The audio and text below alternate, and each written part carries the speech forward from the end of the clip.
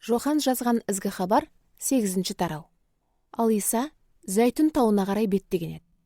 Ертеңгісін ол қалаға қайта оралып, ғибадатханаға барды. Сонда бүкіл жұрт оның қасына жиналды. Иса отырған соң оларға тәлім берді. Бірнеше дін мұғалімі мен паршыл да осы жерге келді. Олар некедалдығын бұзып жатқан жерінде ұсталған бір әйелді айдап әкеліп, ортаға тұрғызып қойды. Олар Исаға қарап: «Ұстаз, мына әйел некедалдығын бұзған қылмыс үстінде ұсталды. Таурат заңында Мұса бізге мұндайларды тас лақтырып өлтіруді бұйырған. Сіз бұған не айтасыз?» деді. Сол діндарлар Исаны сынап, айыптайтын сылтау табу үшін осыны айтқан еді. Бірақ ол еңкейіп саусағымен жерге жазып, оларға көңіл бөлмеді. Әлгілер сұрай берген соң, Иса басын көтеріп: «Араларыңда кімде-кім күнәсіз болса, сол әйелге бірінші болып тас лақтырсын» деп, тағы да еңкейіп саусағымен жерге жазып отыра берді. Олар оның сөзін естігеннен кейін ұялып, алдымен үлкендері, содан кейін басқалары бірінен соң бірі шығып кетті. Ал Иса ортада тұрған әйелмен оңаша қалды. Басын көтеріп әйелден: «Әлгі айыптаушыларың қайда кетті? Саған ешкім үкім шығарған жоқ па?» деп сұрады. Ол: «Ешқайсысы да, мырза» деп жауап берді. Ал Иса: «Мен де саған үкім шығармаймын. Бара бер. Бұдан былай күнә жасаушы болма» деді. Иса тағы бір жолы халыққа сөйлеп отырғанда былай деді: «Мен дүние үшін нұрмын. Маған ерген кісі енді түнекте жүрмей, шынайы өмірдің нұрына ие болады» деді. Сонда паршылдар одан: «Сен өзіңе өзің куәсің, сондықтан куәлігің жарамайды» деді. Иса былай деп жауап берді: «Мен өзіме өзім куә болсам да, куәлігім жарап тұр. Себебі мен қайдан келгенімді, қайда баратынымды білемін. Ал сендер менің қайдан келгенімді, қайда баратынымды білмейсіңдер. Сендер пенделік тұрғыдан үкім айтып тұрсыңдар. Ал мен ешкімге үкім айтып тұрған жоқпын. Егерде үкім айтсам, үкімім жарар еді. Себебі мен жалғыз емеспін. Өзімді жіберген әкеммен біргемін. Сендер ұстанған Таурат заңында екі адамның куәлігінің жарамдылығы туралы жазылған ғой. Мен өзіме куәмін. Ал мені жіберген әкем де маған куә». Әлгі паршылдар: «Әкең қайда?» деп сұрады. Иса оларға: «Сендер мені де әкемді де білмейсіңдер. Егер мені білсеңдер, онда әкемді де білер едіңдер» деп жауап қайырды. Осы сөзді Иса ғибадатхананың қазынасы сақталатын қойманың жанында тәлім беріп отырғанда айтты. Алайда оны ешкім тұтқындаған жоқ. Өйткені Исаның өз жанын қиятын уақыты әлі жетпеген еді. Иса жиналғандарға тағы бір жолы тіл қатып былай деді: «Мен бұл жерден кетемін. Сонда мені іздейсіңдер. Ал сендер күнәларыңды арқалап өлесіңдер, және мен баратын жерге жете алмайсыңдар». Сонда Яхуди діндарлары бір-біріне: «Мен баратын жерге сендер жете алмайсыңдар» дегені оның өзін өлтірмек болғаны ма? десті. Иса оларға былай деді: «Сендер жерденсіңдер, мен көктенмін. Сендер осы күнәкар дүниенің адамысыңдар, ал мен осы дүниелік емеспін. Сондықтан да сендерге күнәларыңды арқалап өлесіңдер» дедім. Өйткені егер менің сол екеніме сенбесеңдер, күнәларыңды арқалап өлетін боласыңдар. Олар Исадан: «Осы сен кімсің?» деп сұрады. Иса: «Сендерге әуел бастан-ақ не айтсам, мен дәл солмын.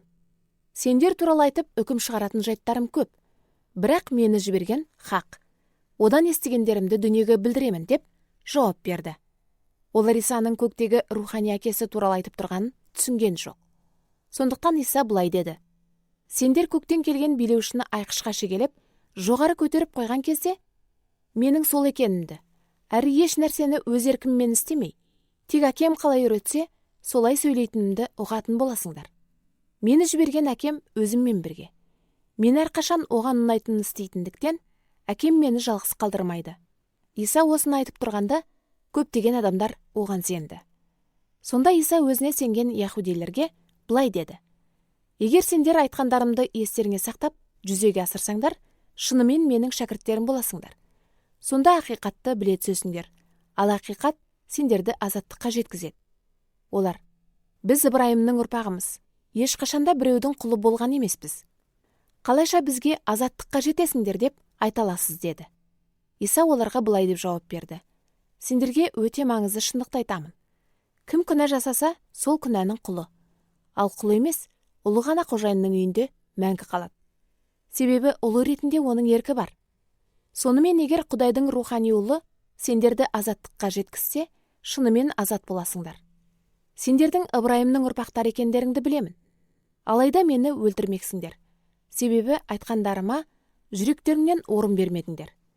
Мен әкемнің көрсеткендері туралы айтып тұрмын. Ал сендер өз түп аталарыңнан көргендеріңді істейсіңдер. Сол яһудилер біздің түп атамыз Ыбырайым ғой деп жауап берді. Иса оларға былай деді: сендер шынымен Ыбырайымның ұрпақтары болсаңдар, Ыбырайым секілді әрекет етер едіңдер. Алайда Құдайдан естіген ақиқатты сендерге жеткізген мені өлтіргілерің келеді. Ондай нәрсені Ыбырайым істеген жоқ. Сөйтіп сендер өз аталарың не істесе, соны істеп жүрсіңдер. Біз некесіз туғандар емеспіз. Біздің бір ғана рухани атамыз бар, ол Құдай. Иса оларға былай деді: рухани аталарың Құдай болса, сендер мені жақсы көрер едіңдер. Өйткені мен осында Құдайдан келдім.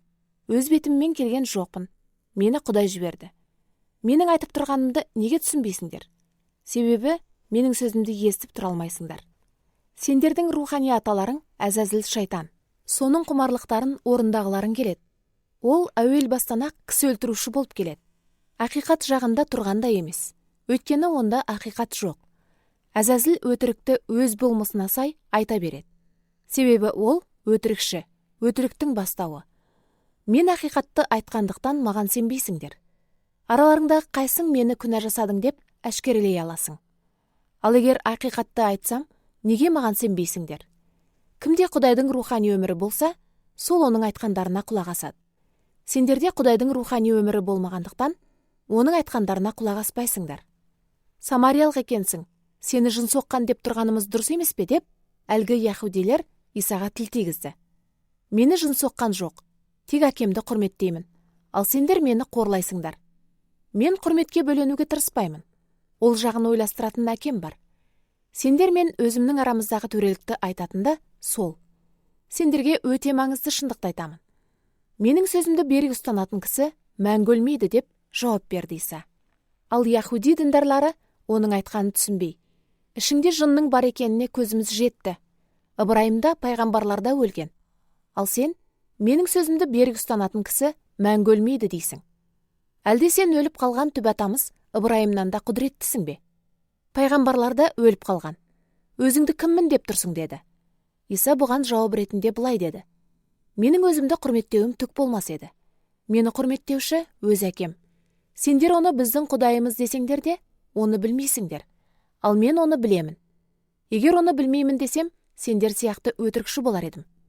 Бірақ мен оны білемін және оның айтқандарын ұстанамын. Түп аталарың Ыбырайым менің дүниеге келетін күнімді көретініне шаттанды. Ол сол күнді көріп қуанды да. Әлгі діншіл яһудилер: сен әлі 50-ге де келген жоқсың. Ыбырайымды көрдім дейсің бе? Деді. Иса оларға былай жауап берді: сендерге өте маңызды шындықты айтамын. Ыбырайым тумастан бұрында мәңгі бар болушы менмін. Сонда олар ашуланып, оны тас лақтырып өлтіру үшін жерден тас алды.